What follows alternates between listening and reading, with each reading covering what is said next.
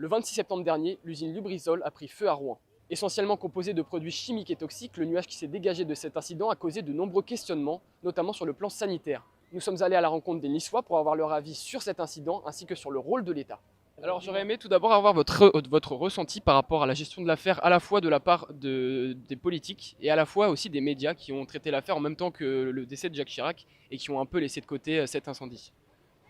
Allez, non, mais Jacques Chirac, mais vous rigolez, Jacques Chirac, ce qu'il a fait pour la France en comparaison de Rouen. Rouen, on peut laisser de côté. La cathédrale, on peut laisser de côté. Bien, les politiques ont minimisé l'affaire dès le début. Les médias, ils s'emballent toujours.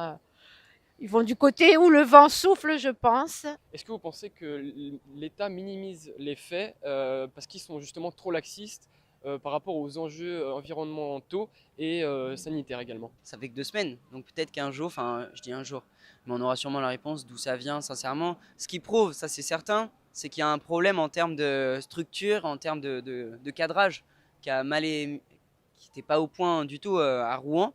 Que cet incident cause. L'État est trop laxiste depuis le départ de Nicolas Hulot. Il n'y a plus rien qui se fait à l'écologie. Enfin, pour ma part, je pense que c'est très grave. Et du coup, il y a 99 usines dans le même type que celle de Rouen, en région PACA. Est-ce que vous estimez qu'il serait intéressant de les fermer pour justement revoir un contrôle au niveau de la sécurité et pour pas que ça se reproduise? Pas que ça se reproduise. Écoutez, de toute manière, on attend toujours d'être au bord du ravin pour avoir une réaction.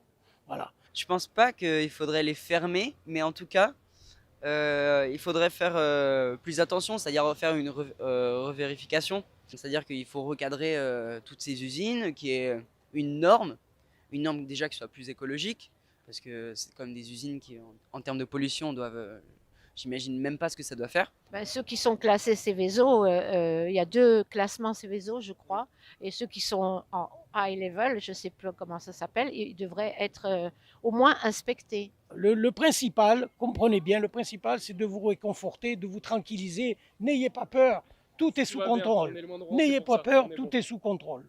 Tout est sous contrôle.